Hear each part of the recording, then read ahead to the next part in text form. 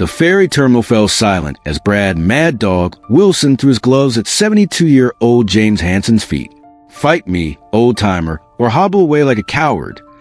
The elderly man didn't flinch, his weathered face betraying neither fear nor anger, only dangerous patience. The bustling Seattle ferry terminal buzzed with afternoon activity. Tourists checking maps, commuters glued to phones, vendors hawking souvenirs. Salt-tinged air mixed with coffee aromas as waves lapped rhythmically against the dock. Through this chaos, James Hansen stood motionless near the railing, a granite fixture amid flowing humanity. At 72, James carried himself with the unmistakable posture of military discipline. Spine straight, shoulders square, eyes constantly scanning. His weathered hands rested lightly on the railing, casual yet ready. He wore a simple navy peacoat, well-worn but immaculately maintained. The small Delta Force pin on his lapel went unnoticed by most passers-by. Across the waiting area, Brad Wilson's crew had transformed a corner of the terminal into an impromptu stage. Lighting equipment, cameras, and a portable speaker system created a makeshift arena where the 28-year-old MMA fighter was recording content for his growing social media empire. Mad Dog Wilson, regional champion with an undefeated record and ego twice his size, flexed for the camera, his tattooed torso glistening under professional lights.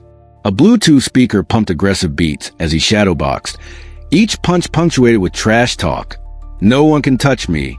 Street or cage, doesn't matter," he barked as his entourage hyped him with choreographed enthusiasm. Behind the camera stood Ryan, a 19-year-old assistant struggling under the weight of additional equipment. Sweat beaded his forehead as he tried balancing a heavy case while simultaneously checking sound levels. The crew ignored his struggle, focused entirely on Brad's performance. James noticed the young man's predicament from across the terminal. Ferry departure was still 20 minutes away. His eyes shifted between the schedule board and the struggling assistant. With quiet deliberation, the old veteran pushed himself on the railing and began walking toward the commotion. Ryan wobbled under the weight of the equipment case, his balance failing as Brad continued his aggressive monologue for cameras. The case tilted dangerously, expensive equipment threatening to crash onto the concrete. "Steady your core, adjust your grip width," James said quietly, stepping beside Ryan and stabilizing the case with one hand. "Gravity center changes when you're tired." Ryan blinked in surprise. "Thanks, sir." James nodded, repositioning the young man's hands. "Military teaches you to carry awkward loads. Try it now." Ryan adjusted his stance, immediately feeling the difference. "Wow, that's actually way better." Brad's flow of bravado halted mid-sentence when he noticed the interruption. His eyes narrowed as he watched the elderly man instructing his assistant. The camera continued rolling as Brad stalked over, his performance persona fully engaged. "Hey, Grandpa, I'm running a shoot here," Brad announced loudly. "You lost or something?" James turned calmly. "Just helping the young man. He was about to drop your equipment." Brad scoffed, looking James up and down. "What are you, some kind of geriatric fitness coach?" "We've got this handled." James stepped back respectfully. "No problem. Just passing time waiting for my ferry." Brad's eyes caught the small military pin on James' coat. His grin turned predatory. "Oh, I get it. Old school military guy thinks he knows something about real fighting." Ryan shuffled uncomfortably. "He was just helping, Brad." "Helping?" Brad laughed, playing to his audience as cameras kept rolling. "Maybe back in Korea or whatever ancient war you fought in, Pops. But things have evolved since then. This is modern combat." He gestured to his championship belt displayed prominently on a nearby stand. James merely nodded. "Combat evolves. Principles don't." Something in the quiet confidence of those words raised Brad's hackles visibly. Brad stepped closer, invading James' personal space. The camera operator shifted position, sensing compelling content unfolding. "Principles?" Brad sneered. "Like what? Marching in formation? Following orders? That military stuff is useless in a real fight." James remained perfectly still, his breathing unchanged despite the fighter standing inches from his face. "If you say so." Brad's jaw tightened at the calm response. The ferry terminal had grown quieter, passengers slowing to watch the confrontation. Brad sensed the audience growing and played to it. You know what? This is perfect for my street challenge series. He turned to his cameraman. Are you getting this? Old timer here probably thinks he can handle himself. James glanced at his watch. My ferry arrives in 15 minutes. I prefer to wait peacefully. 15 minutes is plenty of time to show you the difference between your ancient military moves and real fighting. Brad circled James like a predator. What were you anyway? Some desk jockey who qualified on a shooting range once a year.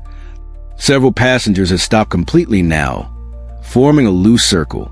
Ryan looked increasingly uncomfortable, but remained silent. I served 30 years, James said simply. Delta Force. Combat instructor for my final decade of service. Brad's eyes widened momentarily before his smirk returned, even broader. Delta Force? Sure, Grandpa. And I'm Batman. He laughed, looking directly into the camera. This is gold. Delusional senior citizen claims Special Forces background. James turned to leave, but Brad stepped in his path. Hey, I'm talking to you. Stolen valor. You don't just walk away claiming to be Delta.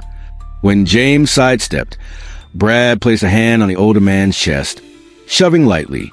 Prove it, old man. The terminal went completely silent. James looked down at Brad's hand, then up to his eyes. Remove your hand, son. Or what? Brad challenged. 30 years of combat experience isn't something you want to test. Brad's smile turned cold. He removed his hand only to grab his fighting gloves from Ryan, tossing them at James' feet. Let's see what Delta Force really looks like, Grandpa. Passengers formed a widening circle as Brad's crew quickly adjusted their equipment, sensing viral content in the making. An impromptu arena formed on the polished concrete of the waiting area. Brad bounced on his toes, playing to the growing crowd. Nothing serious, folks. Just a friendly demonstration, he announced, though his eyes held anything but friendliness. Old timer here claims Delta Force training. Let's see if the taxpayers got their money's worth.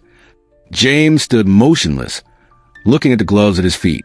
His expression revealed nothing, but his eyes had changed, cooler now, assessing. A ferry worker approached uncertainly, but stopped at the edge of the crowd, unsure how to intervene. You don't have to do this, sir, Ryan said quietly to James. James nodded once. I know. Then he bent down and picked up the gloves. The crowd murmured as the elderly man slipped them on with practiced ease. No fumbling, no uncertainty. His movements were economical, practiced. Brad performed for his audience, rolling shoulders, cracking his neck, shadowboxing with flashy combinations. Don't worry, folks. I'll go easy on Grandpa here. Wouldn't want to break his hip. James removed his peacoat, handing it to Ryan.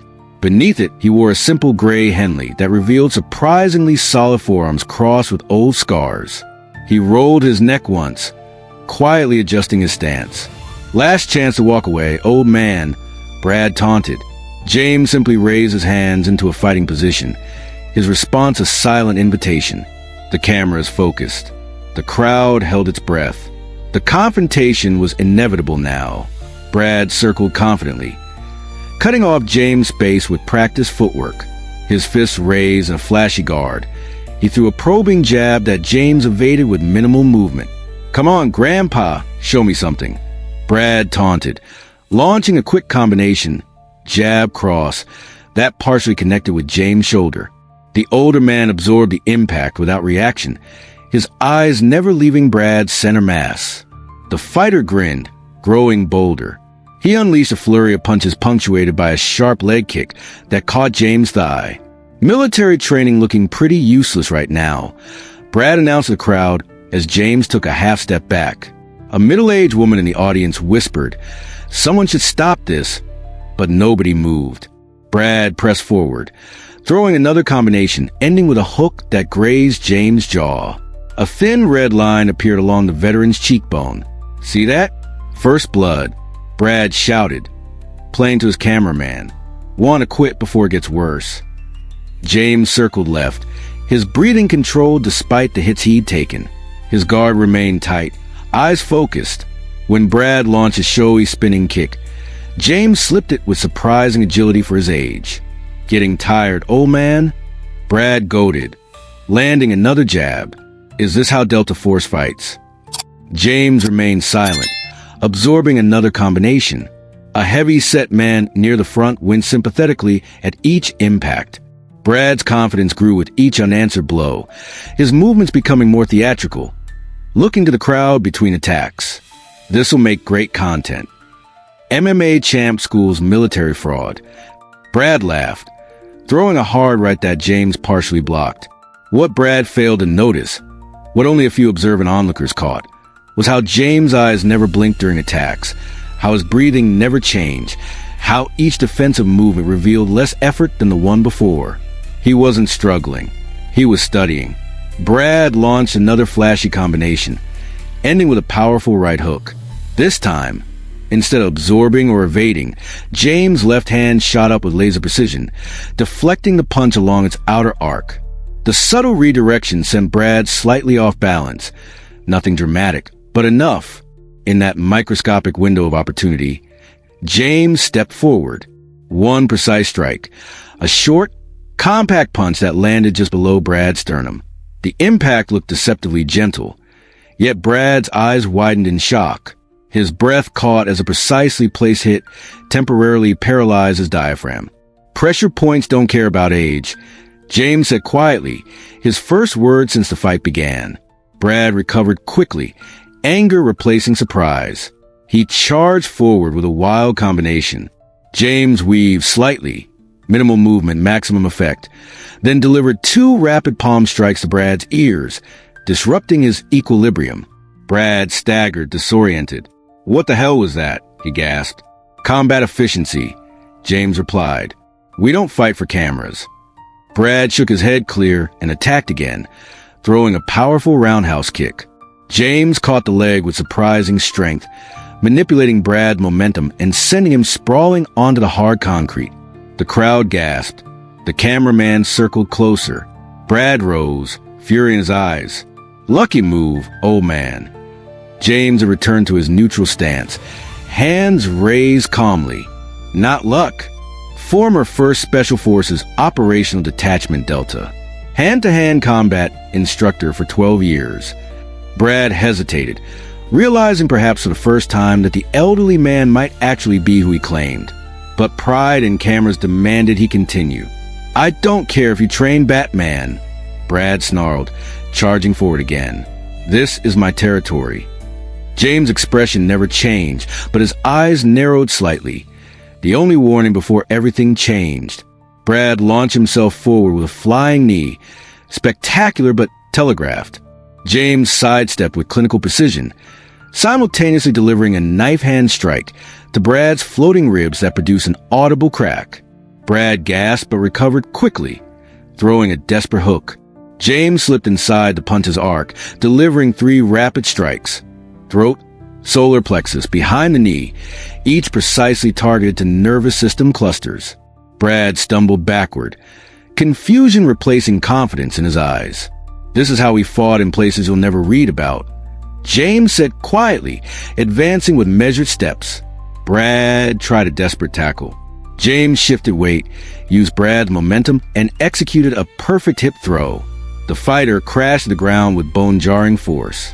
Before he could recover, James applied brief but intense pressure to a nerve cluster in Brad's shoulder, causing his right arm to go temporarily limp.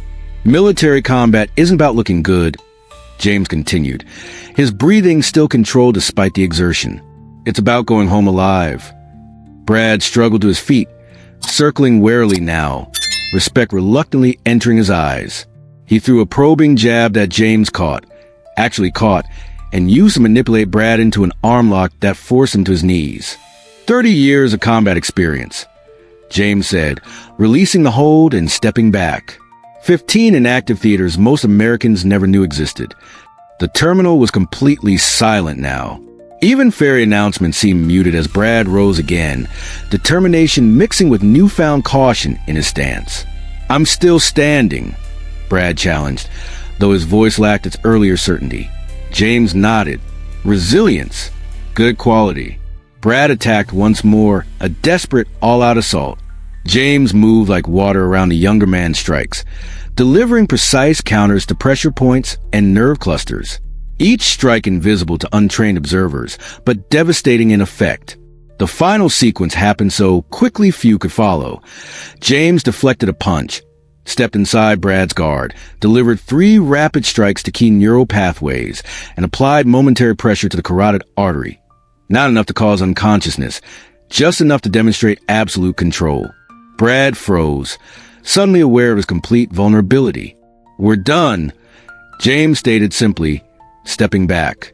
The ferry terminal erupted in spontaneous applause as James released Brad from the hold. The MMA fighter dropped to one knee, gasping, the reality of what happened slowly sinking in. His cameraman continued filming, capturing every moment of the unexpected defeat. James straightened his shirt calmly, checking his watch. 5 minutes until boarding, he noted to himself. Ryan approached hesitantly, holding out James' peacoat with something like reverence. "That was incredible, sir. I've never seen anything like it." James accepted the coat with a nod. "Combat isn't a sport, son. When I trained soldiers, the alternative to winning wasn't losing points. It was not coming home." Brad's entourage hovered uncertainly around their fallen champion, unsure whether to help him or maintain distance. Brad himself stared at the ground, embarrassment and shock warring on his face. A terminal security officer finally pushed through the crowd, surveying the scene. "Everything okay here?" Several passengers quickly explained, voices overlapping in excitement. The officer looked at James appraisingly. "Delta, huh? My brother was Army Rangers. Respect, sir." James nodded in acknowledgement as Brad finally rose to his feet, avoiding eye contact. "The camera," Brad muttered to his crew. "Delete the footage." "Don't," James countered, surprising everyone. "Keep it. Learn from it." He turned to Brad directly. "Skill without humility is just arrogance waiting to be corrected. You're talented, but talent isn't enough against experience." Brad met the veteran's eyes briefly, nodded once. The barest acknowledgement, but genuine. The ferry horn sounded, announcing imminent boarding.